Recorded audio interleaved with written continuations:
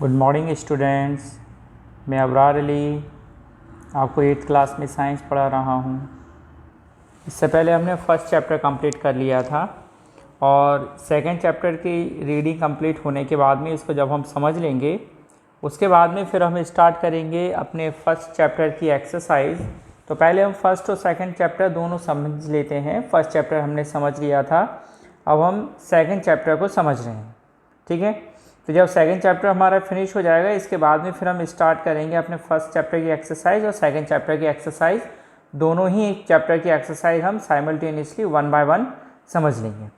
हमारा second chapter है micro organisms friend and फो।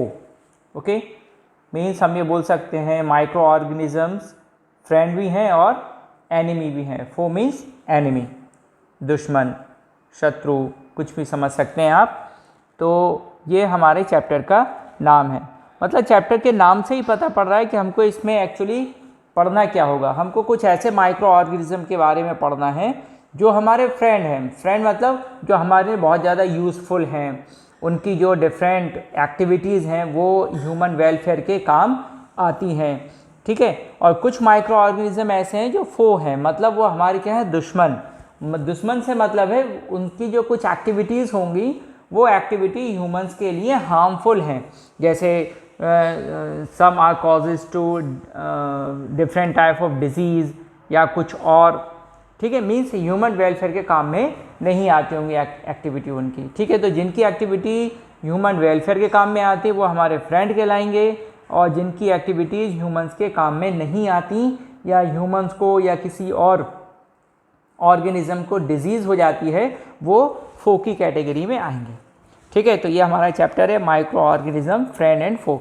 अब सबसे पहले हम समझते हैं माइक्रो ऑर्गेनिज्म से मतलब क्या है। देखिए, ऑर्गेनिज्म जो हैं वो अलग अलग बेसिस पे उनको अलग अलग कैटेगरीज में डिवाइड किया गया है।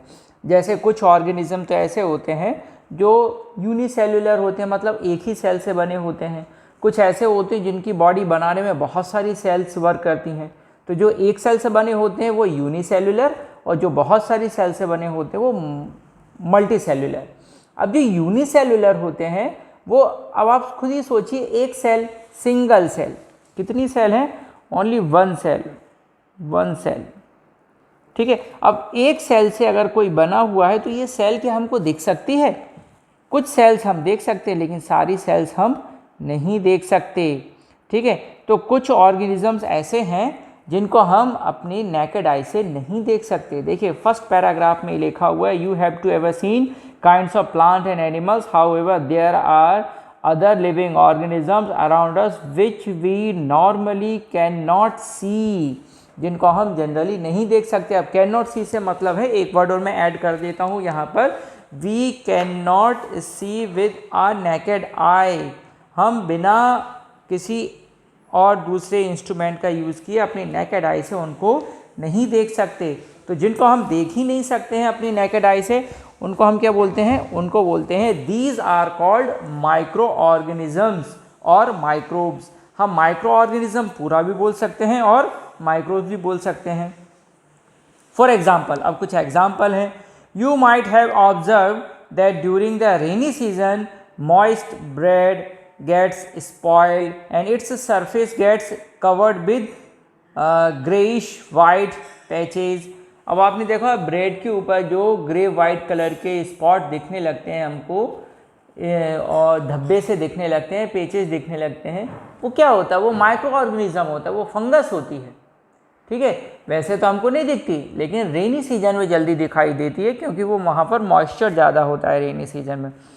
Observe the पेचेज through the magnifying glass. अब मैग्नीफाइंग ग्लास से अगर आप देखेंगे उस पेचेज को तो आपको पता है क्या दिखाई देगा? देखिए, मैं आपको स्क्रीन बताने की कोशिश करता हूँ। आपको कुछ इस टाइप के स्ट्रक्चर दिखाई देंगे। पेचेज को अगर आप मैग्नीफाइड ग्लास से देखेंगे तो इस टाइप के कुछ स्ट्रक्चर दिखाई देंगे। ठीक है, और ये वाला जो पोर्शन है, ये पोर्शन आपको दिखाई देगा ब्लैक कलर का। ये जो मैं डेंस डार्क कर रहा हूँ ना, ये ब्लैक कलर का दिखाई देगा, और ये वाइट कलर का थ्रेड लाइक स्ट्रक्चर दिखाई देगा। तो कुछ आपको ऐसे स्ट्रक्चर दिखाई देंगे जब आप उसको मैग्नीफाइड ग्लास से देखेंगे। ठीक है, तो ये क्या है? ये फंगस है। और इसने क्या किया, जब ये ग्रोथ करती है तो जो ब्रेड होती है वो सड़ने लगती है, स्पॉइल्ड हो जाती है। ठीक है, तो ये, और ये ऐसे नहीं ये सिंगल होगा, ये भी बहुत सारे लेयर्ड होंगे इसमें, फिर उसके ऊपर भी इसी टाइप के। तो ये बहुत सारे पेजेस हमको देखने के लिए मिलते हैं। इसका नाम है फंगस। ठीक है, चलिए।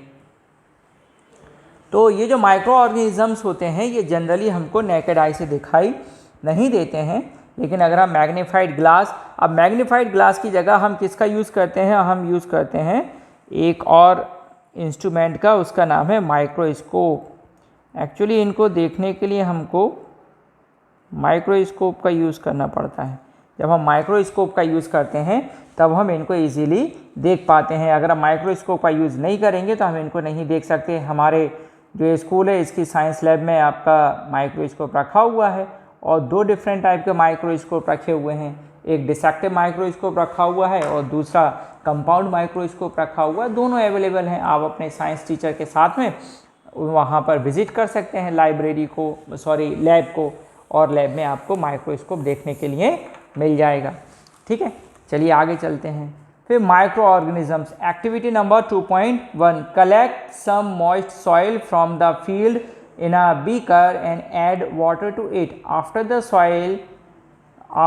soil particles have settled down, observe the drop of water from the beaker under a microscope. ये आ गया ना वर्ड माइक्रोस्कोप, तो हम किसका यूज़ करते हैं उसको देखने के लिए, माइक्रोस्कोप का यूज़ करते हैं। व्हाट डू यू सी, अगर आप ऐसा करेंगे तो आपको उसमें बहुत टिनी ऑर्गेनिज्म दिखाई देंगे, छोटे छोटे।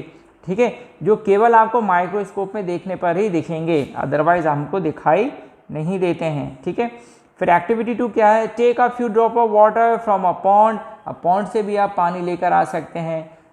ठीक है, spread on a glass slide. अब देखिए हमारी जो साइंस लैब है उसमें स्लाइड भी अवेलेबल है, आप लैब का विजिट कीजिए। सभी बच्चों से रिक्वेस्ट है कि वो स्कूल में जब स्कूल खुलें तो आप साइंस लैब का विजिट जरूर कीजिएगा, और अपने साइंस टीचर से ज़रूर बोलिएगा, वो आपको स्लाइड भी दिखाएंगे।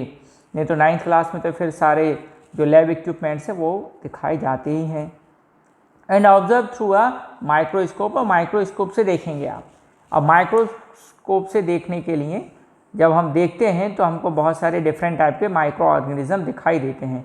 हमारा जो नेक्स्ट पेज है, पेज नंबर 18, उसमें बहुत सारे माइक्रो ऑर्गेनिजम्स के फिगर बने हुए हैं। अभी हम नेक्स्ट पेज पे जाएंगे और तब आपको बुक में दिखाएंगे। हाँ, एक चीज़ और, आप लोग एक काम और कीजिए, आप सभी जब ये साइंस का वीडियो लेक्चर अटेंड करें तो अपने साथ साइंस की बुक रखना ना भूलें। जब आप साइंस की बुक रखेंगे तो बहुत सारी चीज़ें आपको बुक में ही दिखाई दे जाएंगी।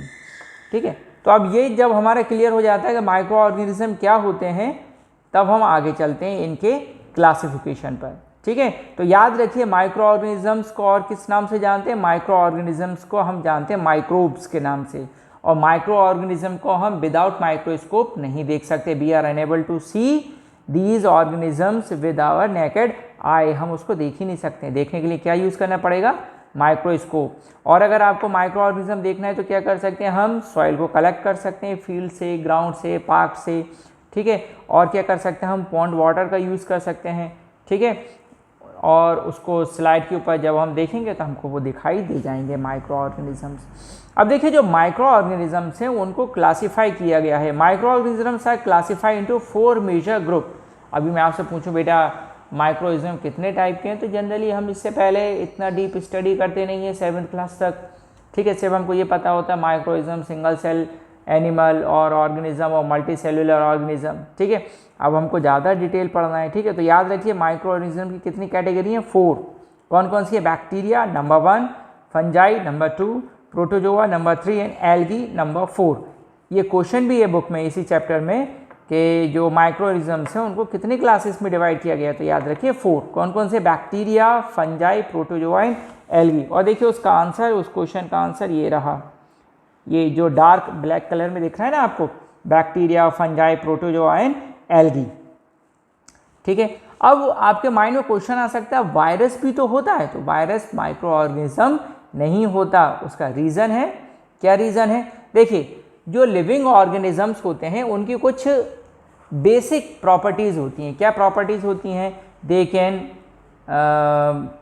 मूव, दे कैन ब्रीथ, और दे कैन एक्सक्रीट, और क्या करते हैं वो चल सकते हैं, मूवमेंट होता है उनमें, लोकोमोशन होता है, और क्या करते हैं देखें रेस्पिरेशन कर लेते हैं, और क्या करते हैं एक्सक्रीशन करते हैं, और क्या होता है एक और बहुत इम्पॉर्टेंट प्रॉपर्टी होती है रिप्रोडक्शन। ठीक है, रिप्रोडक्शन। अब रिप्रोडक्शन क्या होता है, जैसे रेस्पिरेशन में ब्रीद इन ब्रीद आउट होता है, एक्सक्रीशन में जो हार्मफुल लिक्विड मटेरियल्स होते हैं, नाइट्रोजनी वेस्ट, वो बॉडी से पास हो जाते हैं। ठीक है, और जो रिप्रोडक्शन होता है, रिप्रोडक्शन में जो ऑर्गेनिजम्स होते हैं वो सेम काइंड अपने ही जैसे यंग वंस दूसरे अदर एनिमल्स को प्रोड्यूस करते हैं। ठीक है, they give birth there young one.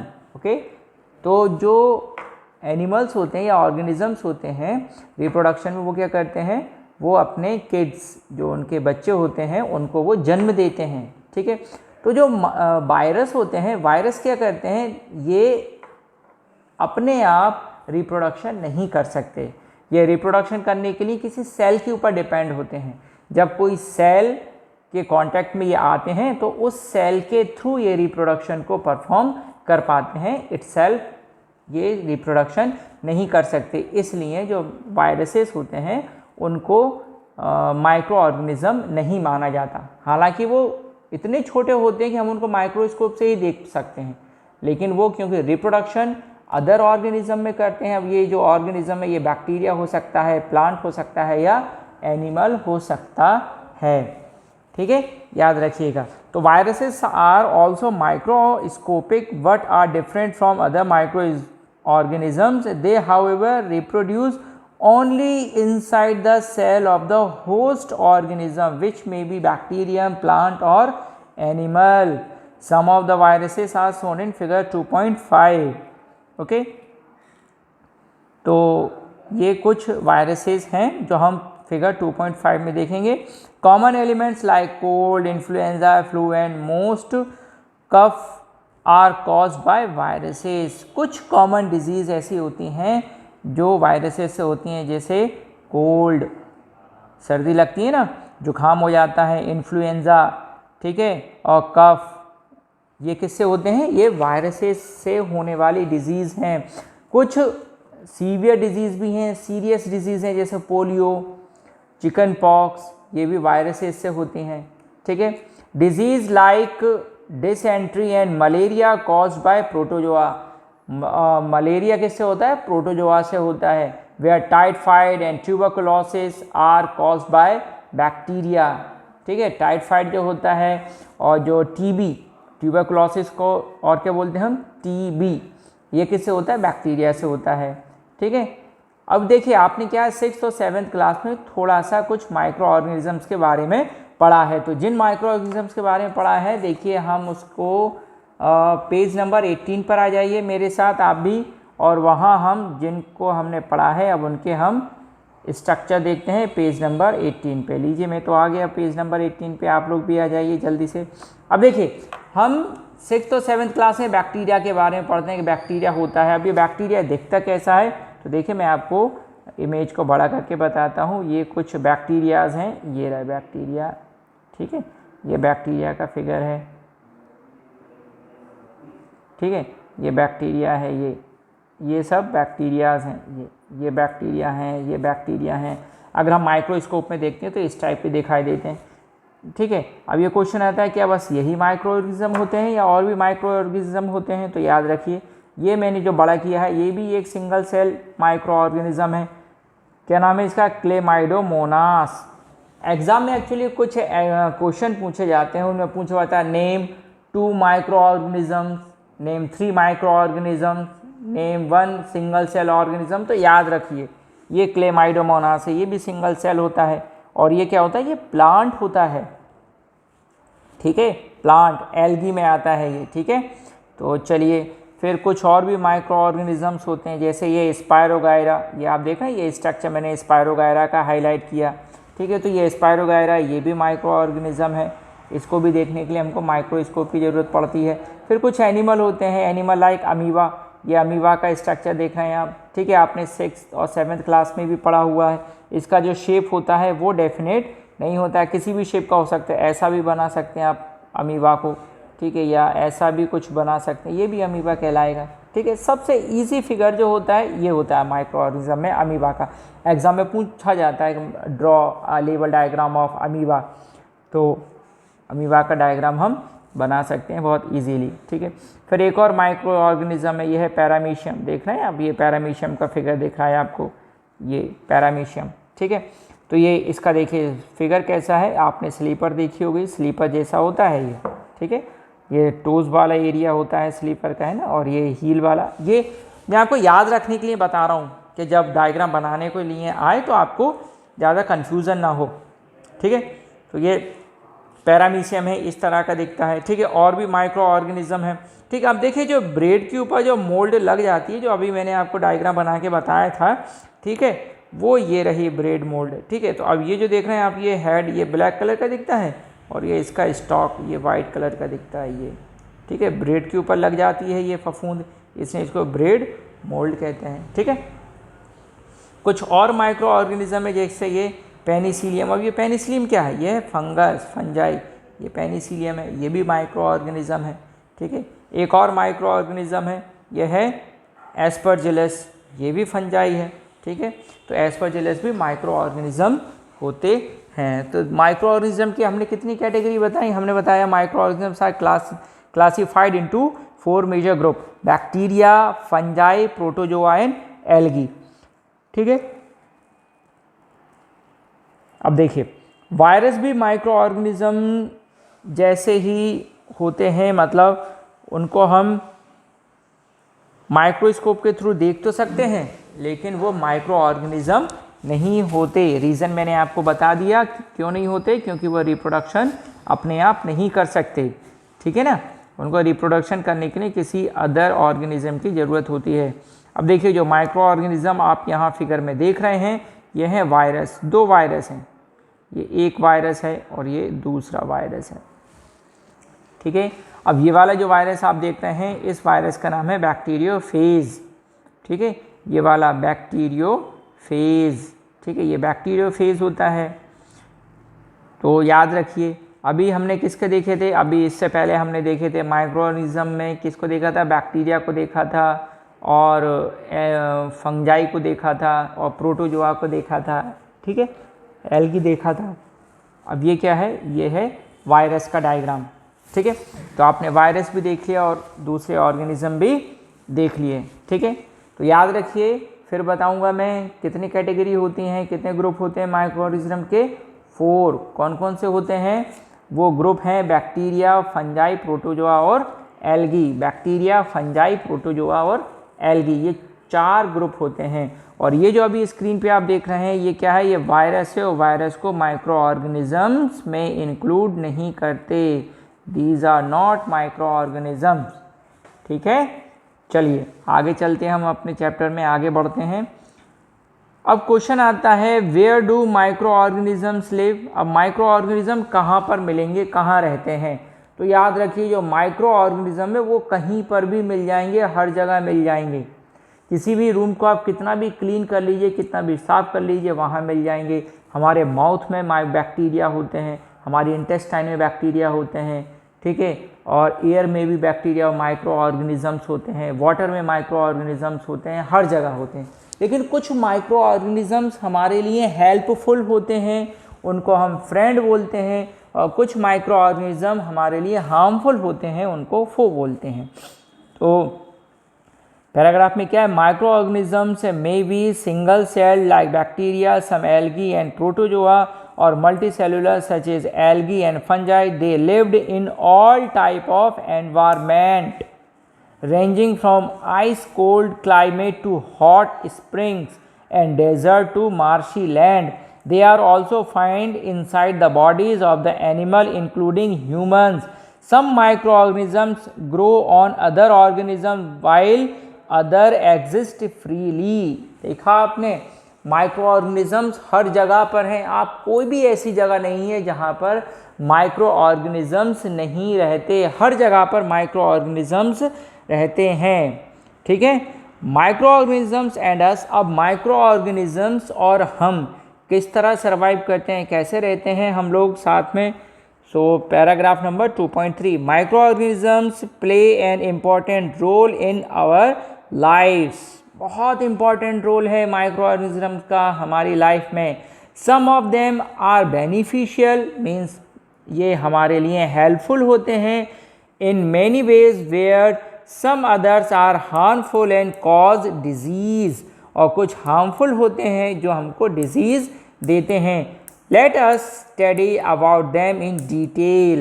Okay, तो ये आज हम इसको इतना ही रखते हैं, कल डिटेल में पढ़ेंगे माइक्रो ऑर्गेनिजम्स के बारे में, कुछ और इन्फॉर्मेशन हम कलेक्ट करेंगे।